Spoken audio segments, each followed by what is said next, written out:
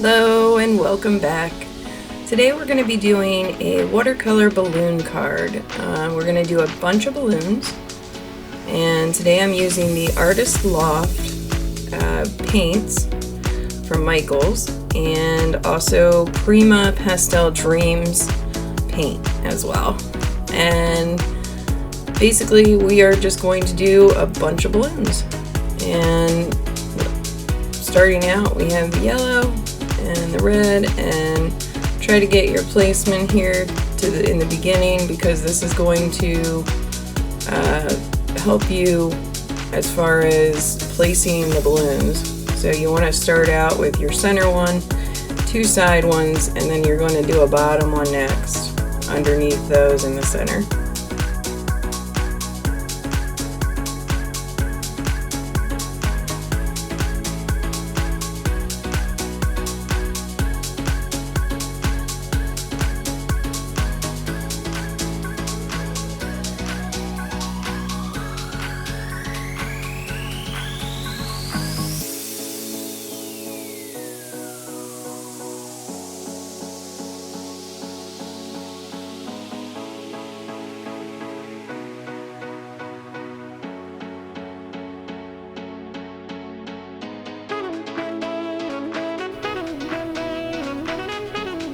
Alright, so now that we have our 4 balloons, we're going to start with the center balloon there in green. And I am going to go over the yellow balloon a little bit, and you'll still be able to see, or you still want to be able to see the yellow balloon behind it, because balloons are transparent most times.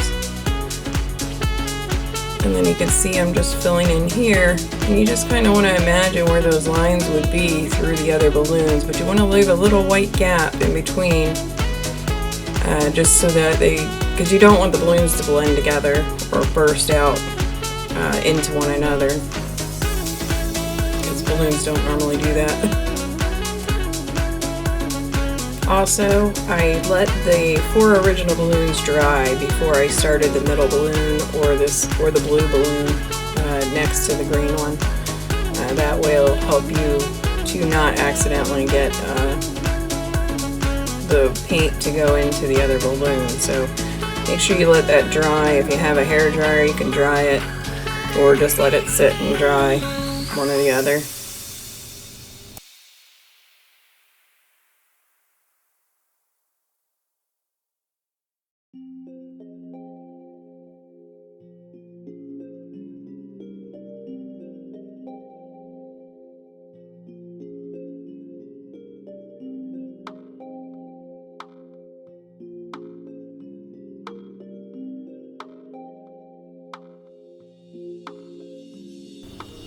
I think the strangest part about painting a bunch of watercolor balloons are the balloons in between, because they're not obviously the regular shape, because you're not going to see every single part of balloons that are behind each other. So when you're painting those in, it can seem a little awkward. Just take your time. You can do it. It's really not that hard. If I can do it, you can do it. I'm no professional. I just enjoy watercolor painting and sharing that fun, relaxing time with other people.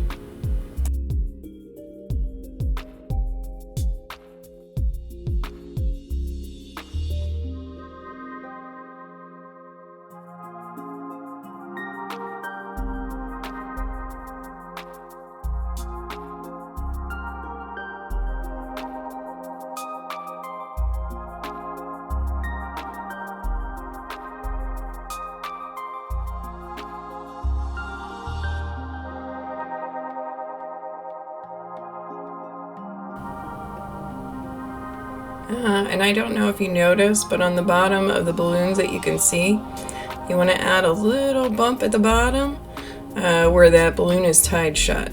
You see right there, I just added a little something something at the bottom, and that's just to show that area where the balloon is tied shut.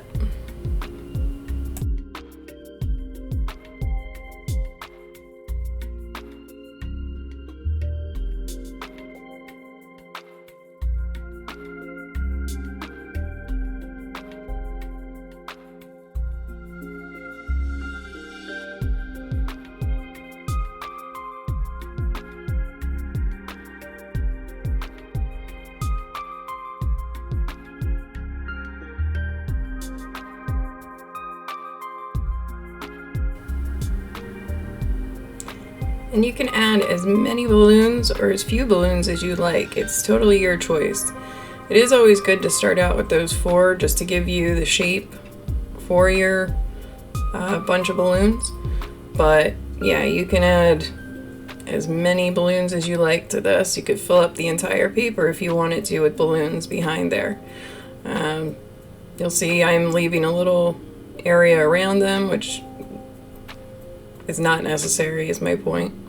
And here we're adding the lines. I'm using Payne's Gray to add the lines. The last watercolor balloons I did, I used black. I just didn't like those as much because usually when you see balloons, they have either white or colored strings on them. So here I'm just adding in the different strings. And to do that, you just kind of want to follow down each of your balloons to make sure you have a string for each one. And don't forget about the ones in the back.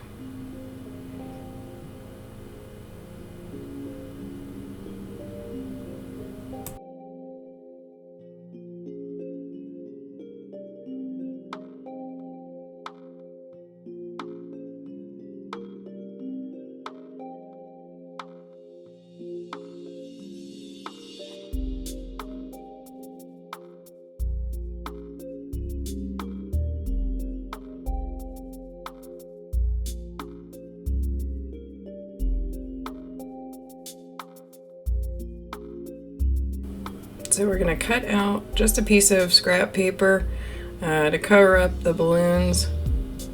You want to make sure everything's dry before you do this. You don't want to lay paper on top of wet paint because then you're going to have other issues. So you just want to make a cover like that just to keep it from getting sprinkled, because basically I'm going to put some splatter around the balloons, which you can see there, and my file got corrupted, so I didn't get to show you how I did the actual splatter. But splatter is just putting paint on and then flicking it onto the paper. It's pretty simple. And then here you can see the finished card.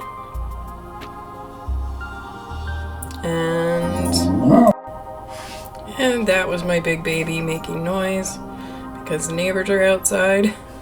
Sorry about that.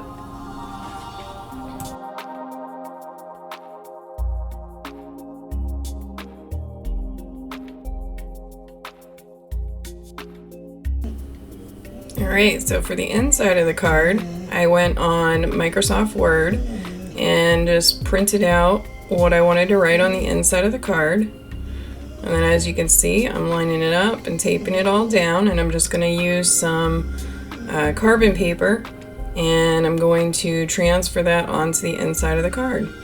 As you can see, this is a card from my mom.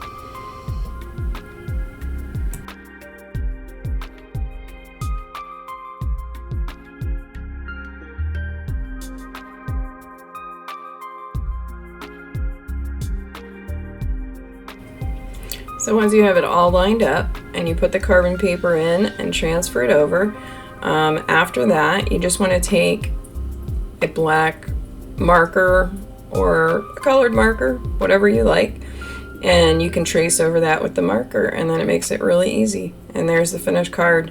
Let me know in the comments what you think. Thanks for watching. Hope you have a great day.